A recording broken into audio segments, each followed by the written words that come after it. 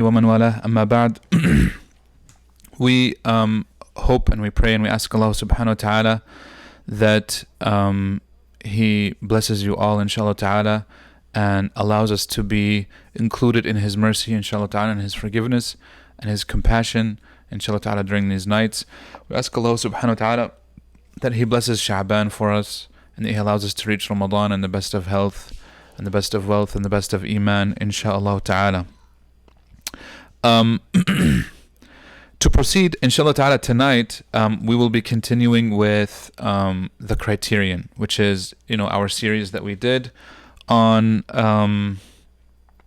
Surat Al-Furqan, and specifically the last verses of the surah, so about the last 14 verses or so. And in these verses, Allah subhanahu wa ta'ala talks about a group of people who are known collectively as Ibadur Rahman. We talked about them. We talked about what does it mean to be a proper slave of Allah subhanahu wa ta'ala. We talked about the name Ar-Rahman. We talked about the first verse. So the first verse, just as a recap, is where Allah subhanahu wa ta'ala says, وَعِبَادُ الرَّحْمَنِ الَّذِينَ يَمْشُونَ عَلَى الْأَرْضِ هَوْنًا. And the servants of the Most Merciful are the ones who walk upon the earth humbly, with humility. وَإِذَا خَاطَبَهُمُ الْجَاهِلُونَ قَالُوا سَلَامًا. And when the ignorant, or we also translated it as the people who are foolish, if they speak to them, they say peace. They keep on saying salam, and they keep it peaceful, and this is how the believer should always be, insha'Allah ta'ala. That is the first verse. Now obviously that first verse has to do with behavior with regards to other people. And we said it was interesting that Allah subhanahu wa ta'ala, when He's describing His servants, and this is in contrast to the people who disbelieved, the majority of the surah is responding to the allegations of the disbelievers, showing the fault in their thinking, showing the fault in their logic, giving them argument after argument for why the belief in Allah subhanahu wa ta'ala not only makes sense, but it's actually a natural outcome. And He's defending the Quran, He's defending the Messenger sallallahu alaihi wasallam. And then there's a verse right before these start in which Allah subhanahu wa ta'ala says, وَإِذَا قِيلَ لَهُمُ اسْجُدُوا لِلرَّحْمَنِ. When it is said to them, prostrate to Ar-Rahman, the Most Merciful. قَالُوا وَمَا الرَّحْمَنِ. They said, what is Ar-Rahman?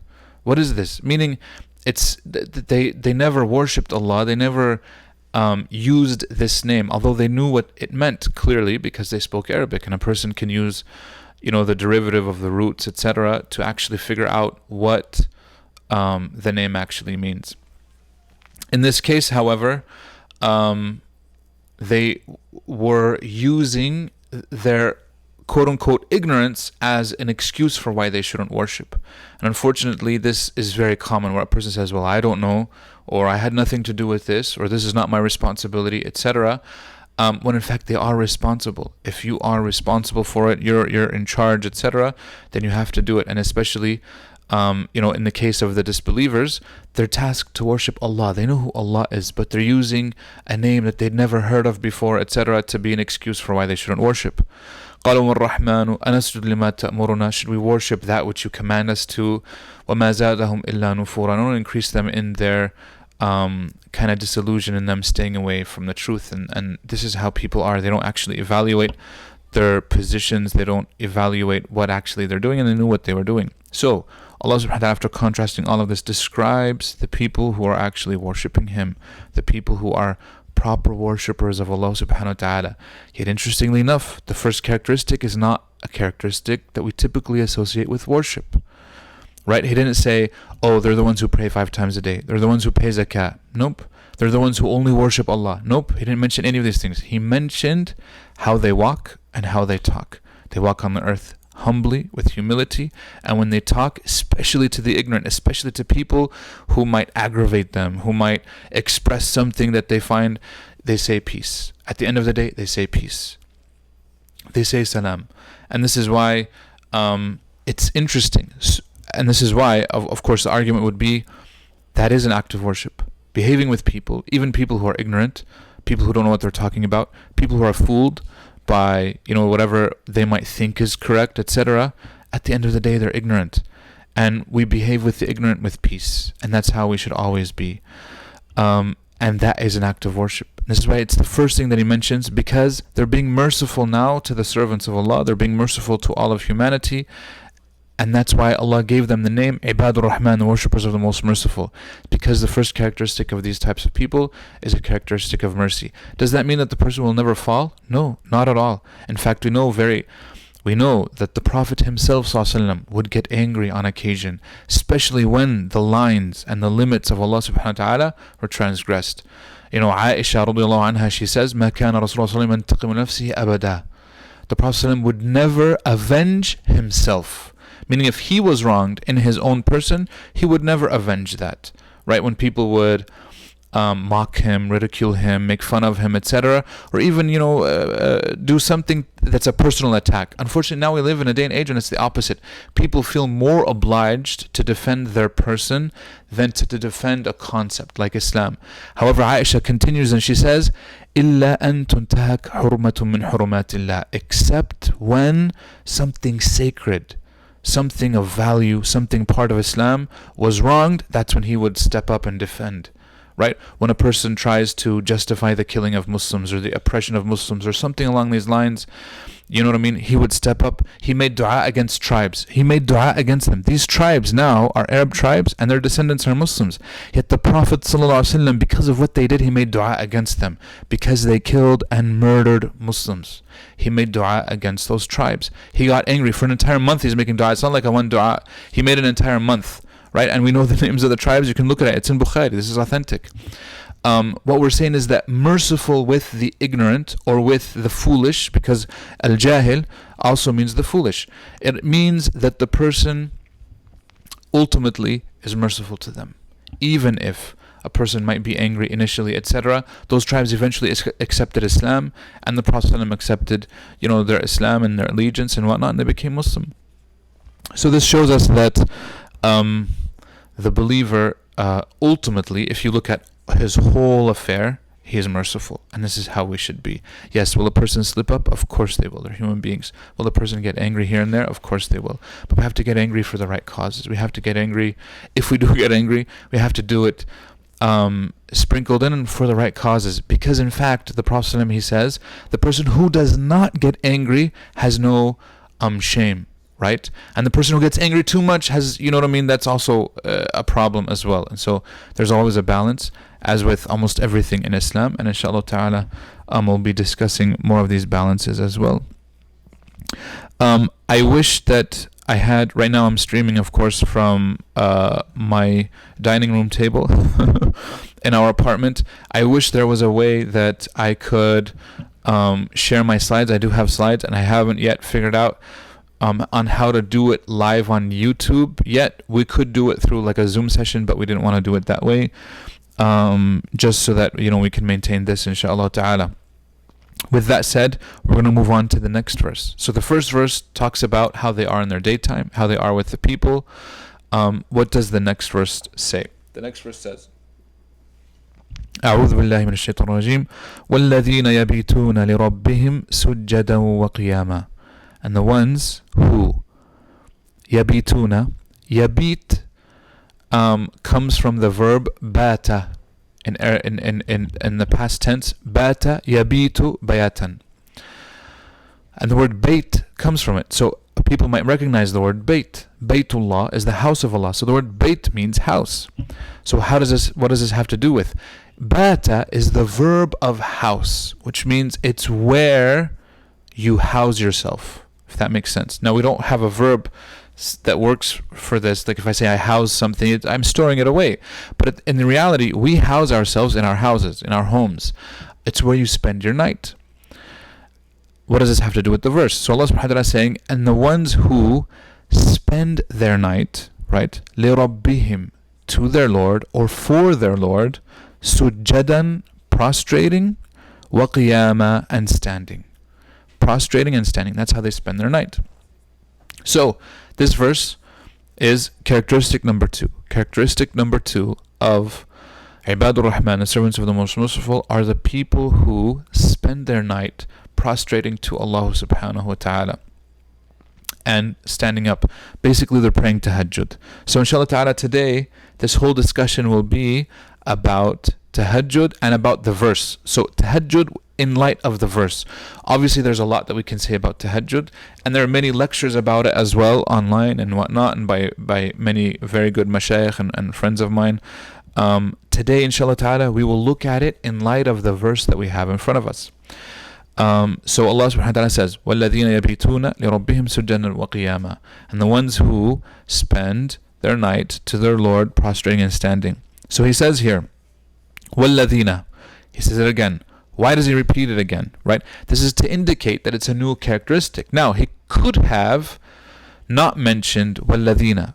If you look in the previous verse, Allah subhanahu wa ta'ala says, وَالَّذِينَ عِبَادُ الرَّحْمَنِ الَّذِينَ يَمْشُونَ عَلَى الْأَرْضِ هَوْنًا وَإِذَا خَاطَبَهُمُ الْجَاهِلُونَ قَالُوا سَلَامًا. So Allah mentioned two things, but only one, وَالَّذِينَ. And that's because the two things are actually one. If that makes sense. In this verse, he's indicating that obviously this could be added on to that. If he just continues, وَيَبِيتُونَ لِرَبِّهِمْ, that would be fine actually. From a linguistic point of view, we would understand, okay. But because he's saying وَالَّذِينَ, and the ones who, again, it's to emphasize that this is a separate characteristic of those people. It's not attached, if that makes sense. Because in the previous verse he mentioned two things, but only one, وَالَّذِينَ, which means that those two things are actually one. We have to take them together, which means that they're merciful, in terms of their behavior, their attitude, the way they carry themselves, the way they walk, and the way they talk. This one now is a completely new one. So that's why that happens. Now, the word bata yabitu, we went over it. It means that the person who spends the night. So, does it mean, if we say yabituna, they spend their night, does it mean that they spend the entire night in worship? Or does it mean a part of the night? Or does it mean the coming of the night? So, in fact, there are some scholars who traditionally said it's where you spend your time as the night comes, not as the night has already been established. Because usually, so back in those days, usually by the time of Maghrib, so Maghrib, after you pray Maghrib, there's still some twilight on the horizon, which is good. That's how, obviously that means we're praying early, because once that twilight in the horizon, that red twilight sets, that's when Maghrib is over. And it takes about an hour and 15, hour and 20 minutes, depending on the season. So, once that twilight sets, now it's completely dark. Usually by then, traditionally speaking, everybody would be home. Nobody would be out and about. Nowadays, because of electricity, because of modernity, technology, etc., we're out and about. We're awake until midnight because we have, electricity and whatnot. Where back in those days, because you had to light something on fire, you had to have a torch, you had to have a lamp, something along these lines, people couldn't do that, and it was very natural. And this way your circadian rhythm actually coincides with the sun, so it's healthier to live that way as well. Going back to this, with this verse, bata means where you are as the night comes along. So after Maghrib, where are you?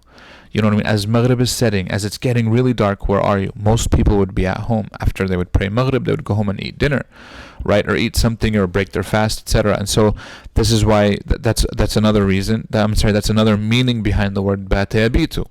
However, going back to the first one, does it mean all night, or does it mean a part of the night?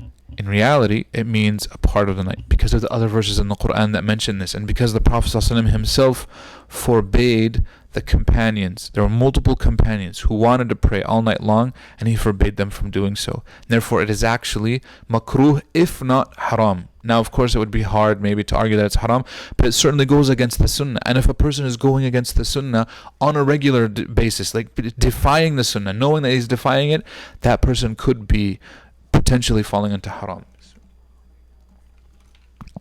So, bata yabitu means he's praying a part of the night. Abdullah ibn Abbas radiallahu anhu, he says in a narration about this, he says, whoever prays even 2 rak'ahs, right, just 2 units of his prayer, then after Isha, then this person faqad bata li rabbihi sujjadan wa qiyama. He quoted this verse.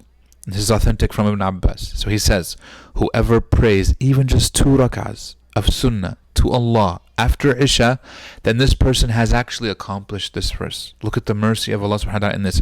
Now obviously Abdullah ibn Abbas, being the knowledgeable person that he is, and the cousin of the Prophet ﷺ and the great companion and Habrul Ummah, the scholar of the Ummah, he wouldn't say that emptily. Obviously, he would have heard it probably from the Prophet. However, he doesn't actually quote the Prophet, but it shows us that this is how he understood the verse. And obviously, who would we be to kind of disagree with Abdullah ibn Abbas? We can't.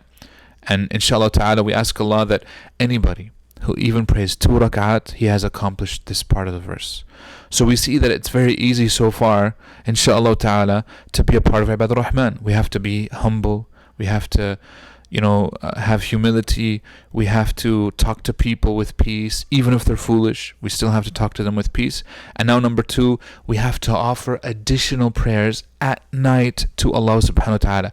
Remember, he says just 2. However, what did the Prophet do on a regular basis? Right? And we'll get to that inshallah ta'ala. Al-Hasan al-Basri rahimahullah, he mentions how the first verse was talking about how the people spend their day, the Ibadur Rahman, and then the second verse is talking how they spend their night. And so within these first 2 verses, we see their day and we see their night. In their day, they're humbled, you know what I mean? They have humility, they're merciful to everybody. And then number 2, they're humbling themselves in front of Allah subhanahu wa ta'ala, and they're worshipping in secret. And we'll talk about this and how important it is in tahajjud. I mean, how important tahajjud is. In reality, when a person prays tahajjud, he's not praying for anybody but Allah subhanahu wa ta'ala.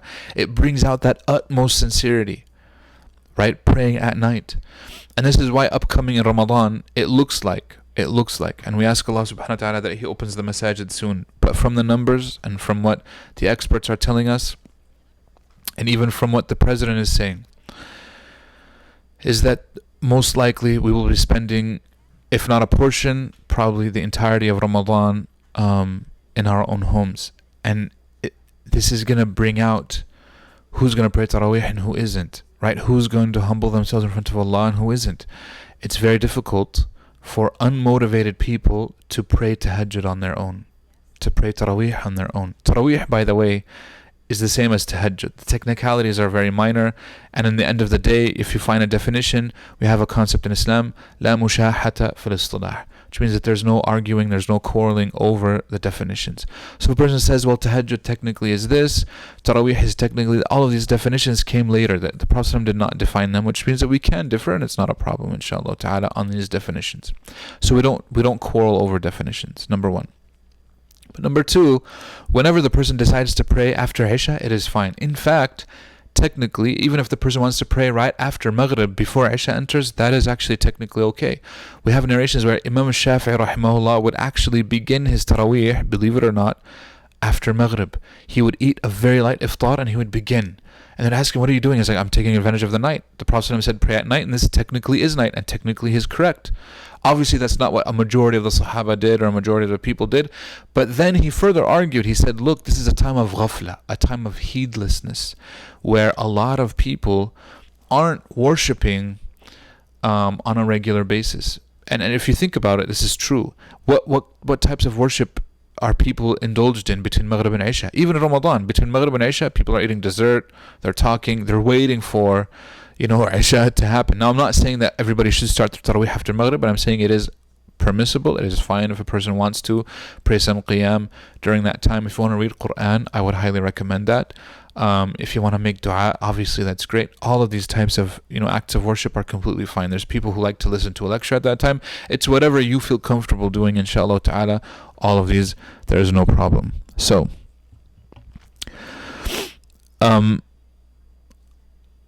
the verse, going back, the verse inshallah ta'ala is, from a linguistic point of view, is out of order. Now, when we say out of order, it's out of the usual order.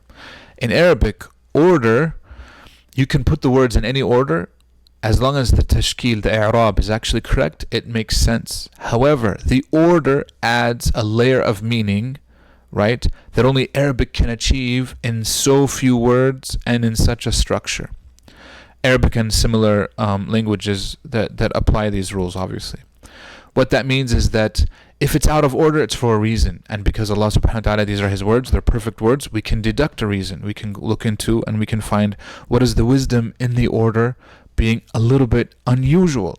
Well, how is the order now? It says, and the ones who spend their night to their Lord in prostrating in prostration and in standing. It should be وَالَّذِينَ يَبِيتُونَ سُجَّدًا وَقِيَامًا لِرَبِّهِمْ.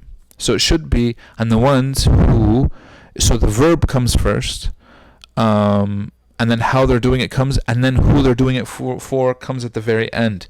So لِرَبِّهِمْ, to their Lord, should come at the very end. So it should say, people would usually word it as, and the ones who spend their night in prostrating and in standing for their Lord. But for their Lord has been put at the very beginning. Why? And if a person thinks about it just for a little bit, they'll realize that for their Lord, this is for the sake of Allah. And that's the most important thing. And that's why Allah put it first. Does that make sense? So we're going to repeat this. The order of the verse has been changed to put for the sake of Allah in the very beginning instead of at the very end, because Allah wants to emphasize the sincerity that exists in tahajjud prayer. It's a sincerity that does not exist in other types of worship. Meaning not that other types of worship do not have sincerity, but because there's no reason a person will wake up for tahajjud and pray unless they're doing it for the sake of Allah. And Allah wants to emphasize that. And He wants to make sure that that's actually what's on people's minds. And we have, subhanAllah, some amazing stories from many of the tabi'een, atba' tabi'een, these early generations of Muslims, where they would be doing their tahajjud prayer. And because they wanted to be so private about it, that sometimes their spouses would wake up, or their children would wake up, and they'd pretend to be asleep. Or they would be, reading in such a way that nobody would be able to hear them. And this is, of course, important because they want to make sure that they're actually doing it for the sake of Allah subhanahu wa ta'ala. So that's why the verse is out of order, inshaAllah ta'ala.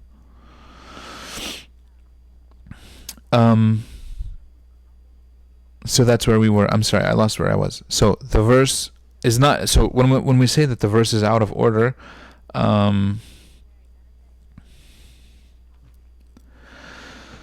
we're saying what usually would be happening, right? So obviously it's meant to emphasize that the added sincerity, and that a person should be focusing on sincerity.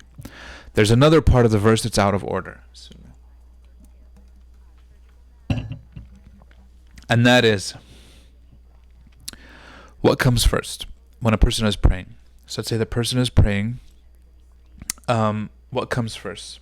Does sujood come first, or does standing come first? And I think everybody would answer, well, standing comes first. Very good. So here in this verse, why does Allah subhanahu wa ta'ala put sujood first instead of qiyam? Does that make sense? So the question is, the verse, there's another thing that's out of order, which is Allah says sujjadan wa qiyama, in sujood and in standing, where in fact it should be in standing and then in sujood, if we're going by the order of the salah. So here Allah subhanahu wa ta'ala, by putting this out of the regular order, this means that there's an importance to it. So we have to look, we have to investigate it. Why are they switched? Right? Why is sujood put first? So before we answer that question, we can ask another question. And I want people to think about this. The question is, which generally is more important? Is sujood, or is it qiyam? Does that make sense? The light went out. Yeah. No, you need the Amal, you need the charger for it. Yeah. So, what usually, sorry, we're having technical difficulties. What usually should happen, or which one is better? So this is a classical debate, just so that everybody knows. The classical debate goes as follows. Scholars were grouped into two camps. One camp said standing is better, and one group said no, sujood is better. So the group that said standing is better, they said we start the salah with it, it shows respect, blah blah blah, etc. A second group said no, sujood is better. The masjid is called a masjid because it's the place of sujood. It's literally what we have to do. The Prophet ﷺ, he says that that's the closest that the person is to Allah is when they're in sujood, etc., etc. Ibn al-Qayyim, rahimahullah, Ibn al-Qayyim, may Allah have mercy upon him, an amazing scholar. I love everything that he writes. Right? What does he say? He says, Ibn al-Qayyim, rahimahullah, he says that, yeah, can you turn it down a little bit? No, there's a dial on it. A dial. Yeah. So he says, Ibn al-Qayyim rahimahullah, that's it. Ibn al-Qayyim rahimahullah, he says, both are correct, right?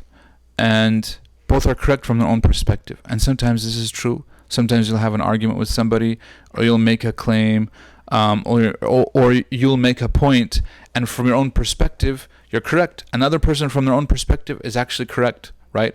And of course, because, we get our emotions involved, and we get, all these other things involved, it becomes problematic. But anyways, going back, Ibn al-Qayyim rahimahullah, he says, both are correct. How so? So he says, the people who say that the people who say that it is standing in salah, standing in salah is better, they're right from the perspective of what's being said, the recitation. Obviously, Quran, so what do we say in sujood? What do we say in qiyam? Right? When we're standing, we read Quran. When we're in sujood, we're doing tasbih, subhana rabbiyal a'la, etc. And we're making dua. Oh Allah, I ask you this, etc., etc. Which one is better, Quran or tasbih? Obviously Quran. Okay? Quran is the words of Allah subhanahu wa ta'ala. There's no better speech. And in fact, it is the best form of dhikr that a person can do. طيب. So he says, from the perspective of the words that are being said, standing is the best. Nobody would question that. But he's saying in terms of form, physicality, the physicality of the form, then he says that prostration is actually better. Why? Because when the person prostrates, they're the closest they are to Allah subhanahu wa ta'ala. And from that perspective, sujood is better than qiyam. Okay? So, they're both highly meritorious. In fact, they're both arguably between the both of them. You know what I mean? It's argued which one is actually, better, like I said. But in reality, they're both very good. From their own perspectives and through their own unique characteristics, they have things that obviously make them the best. So, why did Allah subhanahu wa ta'ala change the order? Usually speaking, when we talk of qiyamul layl, right, we mention the standing up at night. But here Allah subhanahu wa ta'ala wants to emphasize sujood in order that person realizes that sujood is such an important part of salah, that a person shouldn't rush through their prayer just focusing on how much Quran they read without focusing on the other aspects of qiyamul layl, which are equally important, which is what do we do in sujood usually? We make a lot of dua. We call upon Allah subhanahu wa ta'ala. We beseech Him by His most beautiful names. We ask Him to send down His mercy upon us, to forgive us for our shortcomings and for our sins, to guide us to the straight path, to show us the truth as truth, and grant us the ability to follow it, and to show us falsehood as falsehood, and grant us the ability to stay away from it. We ask Allah subhanahu wa ta'ala all of these things, right, to guide us through our lives, to guide us through what's best for us and our families, and our communities and our societies, etc., etc. So all of this is very important, and this is why that's one of the best things that a person can do in qiyam. We have one of the most beautiful ahadith where the Prophet ﷺ, he says, every night, in the last third of the night, Allah descends. And obviously we believe that this happens in a way that is befitting to Allah subhanahu wa ta'ala. He descends and He says, is there anyone that needs anything that I can give it to him? Who is he who is among us who does not need something from Allah? We all need everything from Allah. We say everything, literally everything, right? In Al-Aqidah Tahawiyya, there's a one of the brothers, he pointed this out to me, and I still think it's amazing, where he says, whoever believes that he can even blink his eye without Allah helping him to do so or allowing him to do so, then he has disbelieved in Allah. And this is correct. Allah subhanahu wa ta'ala is the one who allows us this. Right? He created this ability in us. He gave it to us. And He can take it away at any moment. Right? The fact that we're still able to breathe, that our heart is still beating, is only because of the mercy of Allah subhanahu wa ta'ala upon us.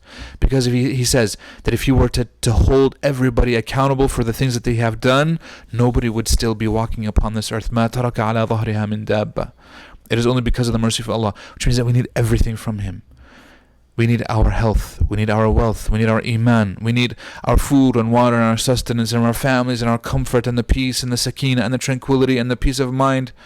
Even the ability to think and reason is from Allah subhanahu wa ta'ala. And sometimes Allah will blind people and He will make them think that what they're saying is true, but it's not, it's falsehood. Just because it came from somebody they might trust, or somebody they think is trustworthy, or they have been duped, or they've been fooled, etc. Whatever it may be. Allah subhanahu wa ta'ala is the one who truly we should turn to for everything that happens, and we should always ask Allah to guide us. This is why we say, Ihdina Surat Al-Mustaqim, guide us to the straight path. Right? Guide us to the path of those who You have blessed. Which means that there are people before us, the righteous believers. We should follow in their footsteps. We should learn about them. We should look at what they are doing, instead of what a kafir is doing, or a disbeliever, or a person who is shameless, or a person who is a celebrity for some reason, or whatever. Whoever a person wants to follow. These aren't the people that we follow. Right? Where is their allegiance? Their allegiance is to whatever they have subscribed to. They've subscribed to nationalism. Nationalism is not something that we believe in Islam. A person can be proud of where they're from, but nationalism means you're willing to die for something other than Allah. You're willing to live for something other than Allah. It gives people a higher purpose, yes, but ultimately it's not for the sake of Allah. This is why the Prophet ﷺ was asked about the martyrs. Which one is a martyr and which one isn't? And he was asked, if a person dies out of like a sense of like country, etc. He said, no, that person has died. That person is not for the sake of Allah. That person is not in Jannah. This does not mean that we can't defend, for example, our land or our people. No, not at all. But it has to be for the sake of Allah. At the end of the day, for God. And then country. But if the country is against God, then obviously we have a problem. And this is why we have to ask Allah subhanahu wa ta'ala that He guides our country and that He helps us, inshallah ta'ala, see the truth, and helps them see the truth as well. طيب. Going back.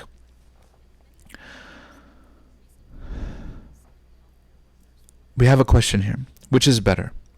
A lot of prayer, 1 or 2 nights a week, or a few prayers every night throughout the week? Right? That's the question. Let me say it again. Which is better? A lot of prayer, 1 or 2 nights a week, or a few prayers every night throughout the week? Obviously, I think... Now, this doesn't mean that every night of the week, meaning and if you miss a night here or there, that's fine. And the Prophet ﷺ actually, if he missed some prayers at night, he would make them up in the morning at duha time next day. And this is a hadith of Aisha radhiyallahu anha where she says this. There's a hadith of the Prophet ﷺ where he says, أَحَبُّ الْأَعْمَالِ إِلَى اللَّهِ أَدْوَمُهَا وَإِنْ قَلْ. The most beloved of deeds to Allah are the ones that are regular, even if they're small. Because a lot of times we belittle little things that we do. But those are the best. Wallahi, those have the biggest impact. Those have the biggest impact on us. Those have the biggest impact on everything that we do. The little things that you do throughout the day, these little habits. That's why there's a lot of books that actually have been coming out on these like little habits. The thing is, this is an Islamic concept. The Prophet ﷺ told us this 1400 years ago, of the little things that you do, right, that are for the sake of Allah. These are the best throughout your day. Little dhikr here, a little dua here, a little Quran that you read regularly, a little, qiyamul layl that you do regularly. It doesn't have to be a lot, right? In fact, that's the next point that I was going to mention. Sometimes when a person wants to do qiyamul layl, right, the night prayers that they do, they get excited and they want to do too much. They want to go overboard. They're like, khalas, I'm going to start praying qiyam. Here we go. First night, I'm going to do 2 hours. And they're like struggling through it, right? They don't enjoy it. It's a burden because they haven't done anything before, and all of a sudden they're doing 2 hours. And then the next night comes and he's exhausted because he just spent 2 hours of his night. Instead of watching the TV, he's praying qiyam, which is good. I'm not saying that that's bad. But by the third night, fourth night, maybe after a week, he's going to get burnt out and he's not going to do it. This is why the Prophet ﷺ, he says, "Iklafu min al-amali ma tutiqun." You should only burden yourself with deeds that you can handle. Allah did not ask us, meaning it's not required for us to do Qiyamul Layl. Here He's mentioning it as a characteristic. He's not mentioning it as a command. Remember this. So He's mentioning the characteristics of Ibadur Rahman, the worshippers of the Most Merciful, which means these are special people because. So this is not a requirement. In Islam, we believe that if the person just prays the 5 times a day and they do not pray any Qiyam whatsoever, they've fulfilled every requirement. They have no sin upon them. There's no problem. Right now, if they miss their regular prayers, that's a problem. But if they're praying at night, this is something extra. This is something that will elevate their place. This is something that will help them, reach those upper echelons of Jannah, insha'Allah ta'ala. So, burden yourself with how much you can handle. And I will tell you, if you've never prayed tahajjud ever, right, on a regular basis, start with just 2 rak'ahs a night. You might think like, well, that's it. I'm saying that's it. Don't do more than that. That's it. Pick a surah that you know. Pick a few surahs that you know. You can recite them in it. Perfect. Make it a little bit longer. That's fine. Surah Al-Mulk. Where do you think it's best to recite it? Every night. It's good to recite it almost every night. Why not recite it now in tahajjud? 2 rak'ahs. Divide it in half. You're done. There you go. You've actually fulfilled, according to Ibn Abbas, you've actually spent a portion of your night worshipping Allah subhanahu wa ta'ala alone. Right? In the comfort of your bedroom, your living room, wherever in your home. Right? This is not in the masjid, by the way. So if you pray at the masjid, that's okay. Obviously the masajid are closed right now, but I'm saying even in regular times, like the prayers that you pray in the masjid after Isha, do they count as tahajjud or not? There's a classical debate between the scholars. Allah will say, sure, they count. But here clearly it says, yabituna. This is where you're going home at night. You're at home. The purpose is meant to be far away from the eyes of the people, that they don't see you. There's no riyah, there's no showing off, etc. You're doing it by yourself. Perfect. That's what we want. Okay? So you pray at home at night. So even if you just do 2, perfect. A week later, you see yourself, 2 is fine. Add 2 more. 2 weeks later, 3 weeks, whatever it is, add 2 more. That's it. Don't think about it in terms of time-wise. Like, don't think of it in terms of, I'm going to pray 30 minutes of this. No. Think of it as rak'ah-wise. Think of it as surah-wise, meaning the attachment is onto the units. The attachment is onto the surahs, not necessarily a time. Now, here's another question. Does it have to be before you go to bed, or can it be after you wake up? Both are fine. Right? Obviously, the last third of the night has its merit. Why does it have its merit? Because clearly the Prophet singles this out, number 1. But number 2, it's because nobody other than the believer is awake at that time. Even the disbelievers, if they're partying all night, they don't actually mean all night. Like the last third of the night, they're going to go to bed. Okay? That time is the time that only the super dedicated, or the people who have things on their mind, or the people that are going through something, they're the ones who are going to wake up at that time. And they're going to call upon Allah subhanahu wa ta'ala. So it's more likely to be sincere at that time. That doesn't discount, however, if a person prays before they go to bed. Before they go to bed, I would actually recommend that, especially for beginners or people that might be struggling with tahajjud. Why? Because for a few reasons it's easier, and we should take advantage of something that's easy. And it'll make it so that one of the last things that you did before you went to bed, before you went to sleep, is that you worshipped Allah in salah. That's one of the best things. Imagine there are a number of people, all the time who die in their sleep. We know this. Nobody has a guarantee against dying in their sleep. Nobody. Right? But yeah, a lot of times we go to bed thinking, I've gone to bed so many years, so many days. Think about it in your lifetime. How many times you've put your head down on your pillow and you haven't died. So you're like, why would it happen tonight?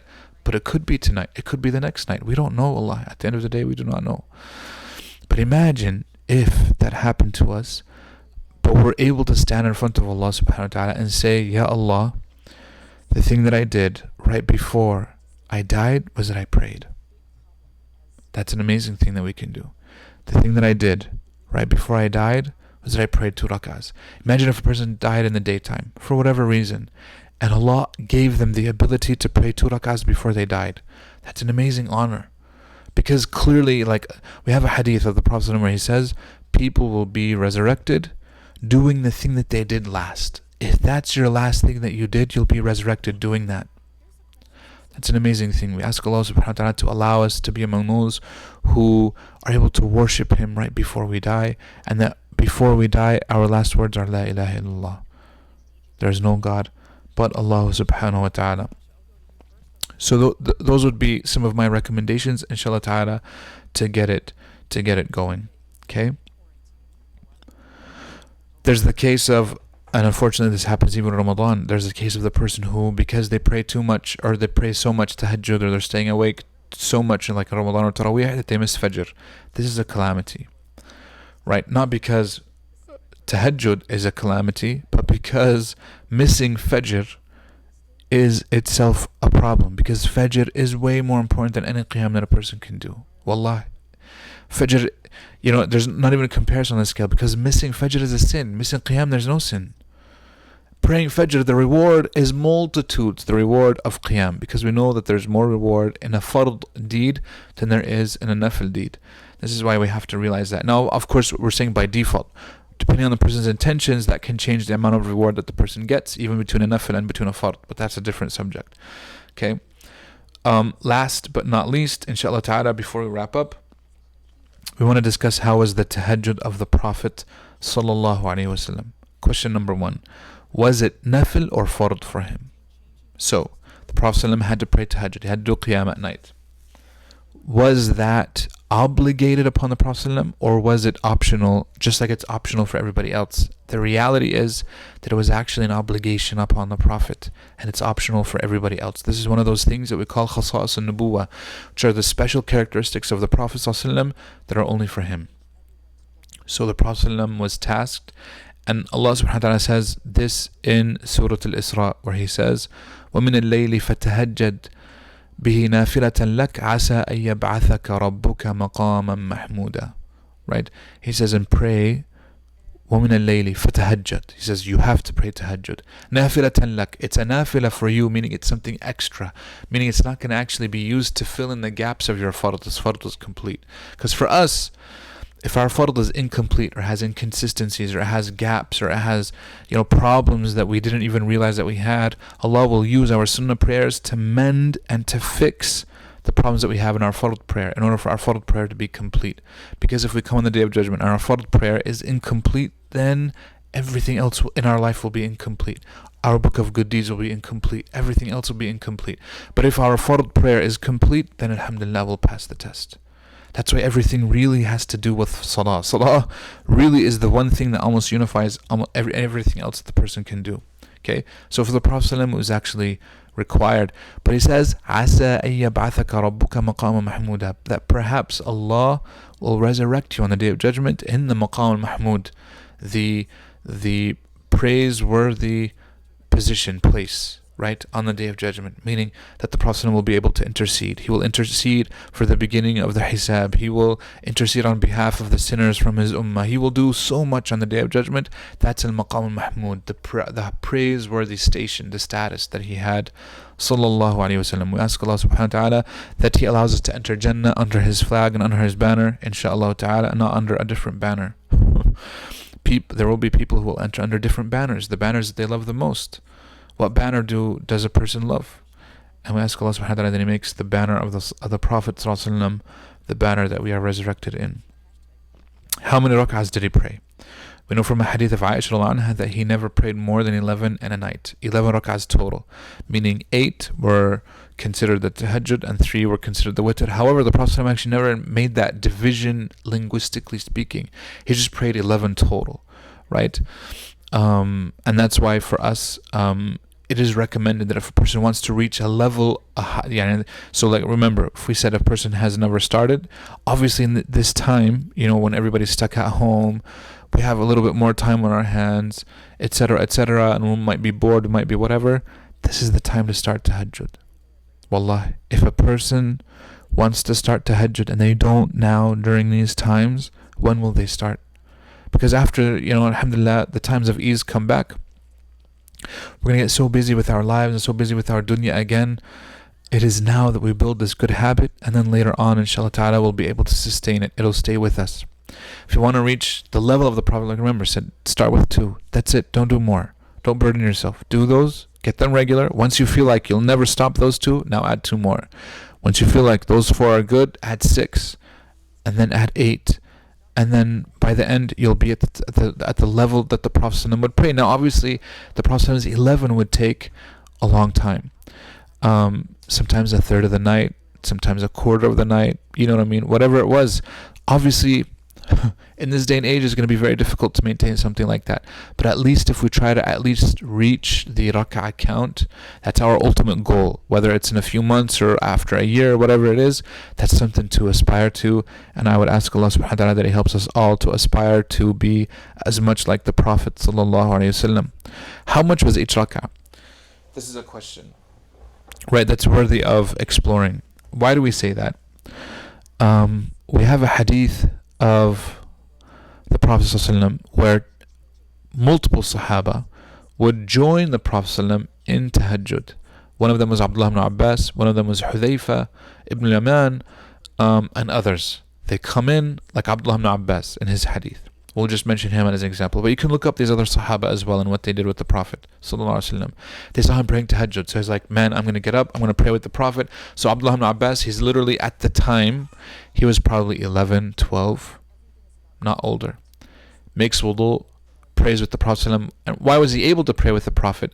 Not only is he the cousin of the Prophet ﷺ, but he is also the nephew of one of the wives of the Prophet. So he's related to the Prophet ﷺ on multiple sides.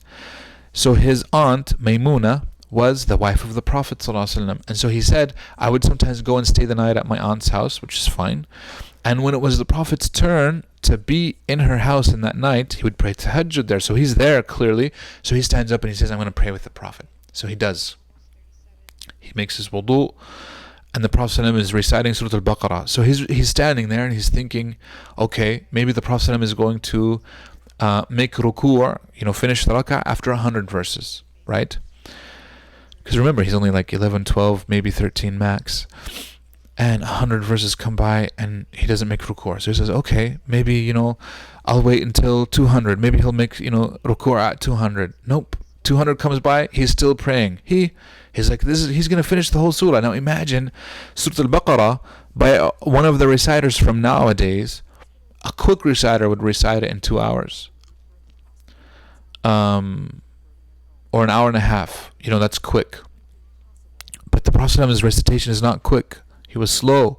And Abdullah ibn Abbas said he would stop at a verse of mercy and ask Allah for mercy, and a stop at a verse of punishment and adhab, and he would ask Allah to protect him, and a verse of this, and he would be dynamic, that dynamism, he'd be interacting with the verses. And Abdullah, so I can't imagine how long this was. So he said, okay, khalas. Abdullah ibn Abbas said, I assumed he's going to just make ruku' at the end of the surah, right? Which is nearly another 100 verses. And he doesn't. He starts Surat Al-Nisa. He's like, what is going on? Why? And then he said, okay, I said maybe he'll prostrate after 100. Nope, he continued. He finished Surah Al-Nisa. I said maybe he's going to make ruku' after Surah Al-Nisa. Nope, he started Surah Al-Imran. And Abdullah ibn Abbas at this point is saying, he said this continued until حَتَّى هَمَمْتُ بِأَمْرِ سُوءٍ. I wanted to do something bad. What was something bad? He was asked by one of the tabi'een, the people who are hearing him narrate this. Right, and this is why we have it recorded.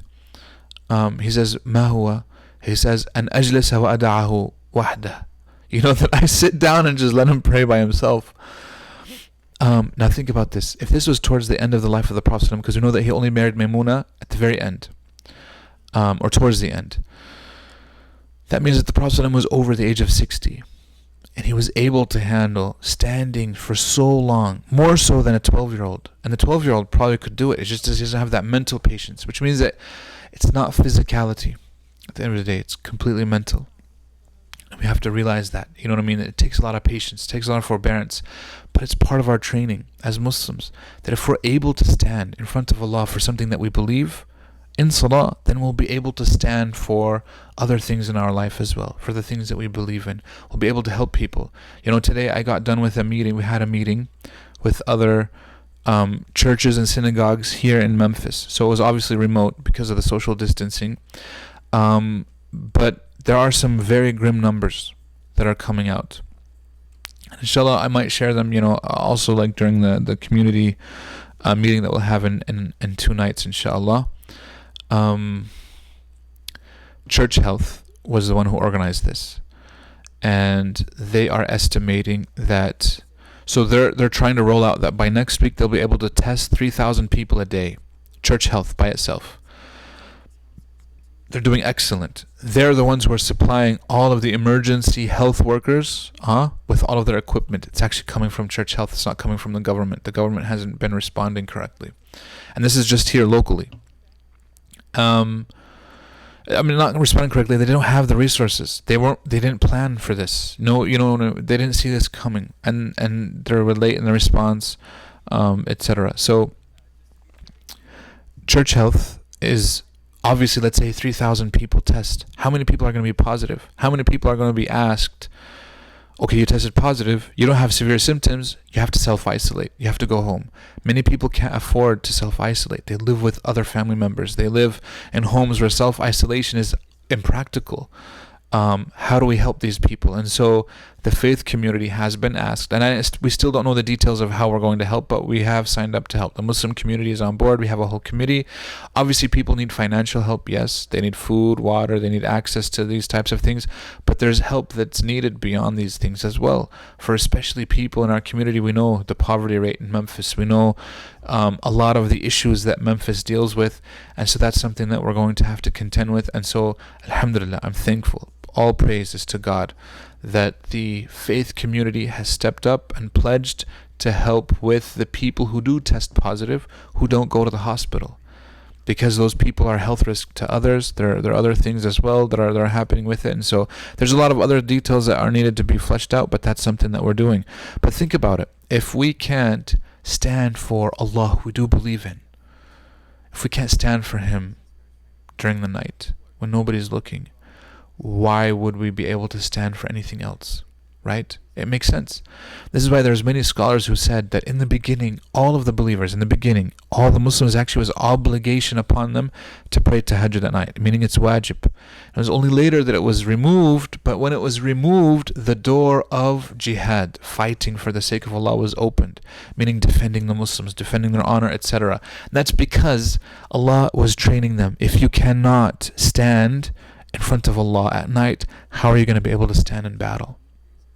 Think about it. How would you be able? Now, obviously, our battles are not going to be fought physically like this. We're not advocating for physical violence. We're advocating for standing up for the people who are testing positive now in this pandemic, standing up for the families that are suffering, standing up for the people within our own community here. We're not talking about anything else. Standing up for the Muslims abroad that are suffering through this as well, and suffering through oppression. The Uyghur Muslims, the Kashmiri Muslims, the Indian Muslims, the Yemeni Muslims, the Syrian Muslims, the Palestinian Muslims, right?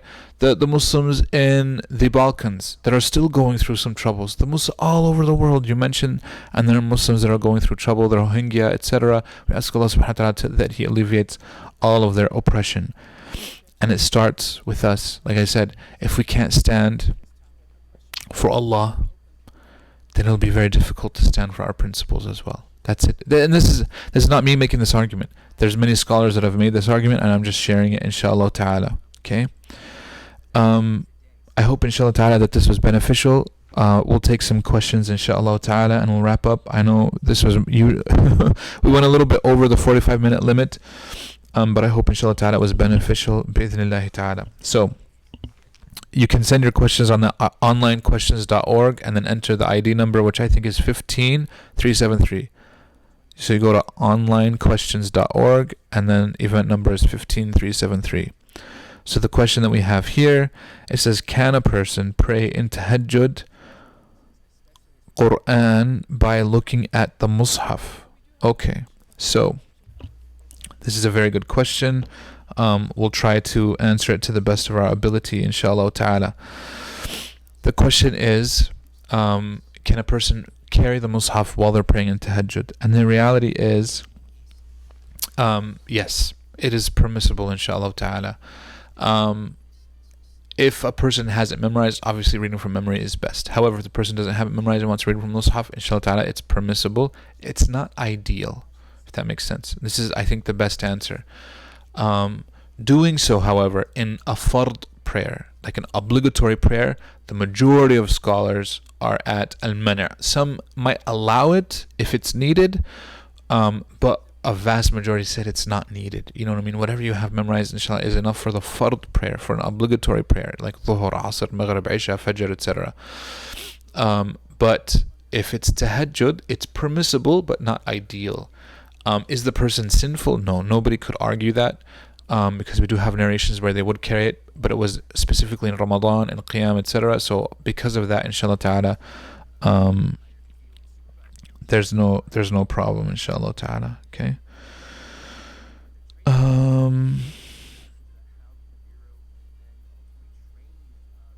Yeah, so I hope inshallah ta'ala that's beneficial. I'm looking if there are any questions, any other questions, inshallah ta'ala.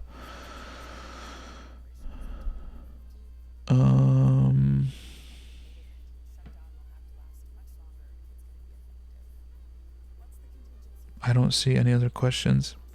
طيب, inshallah, I hope that this was beneficial.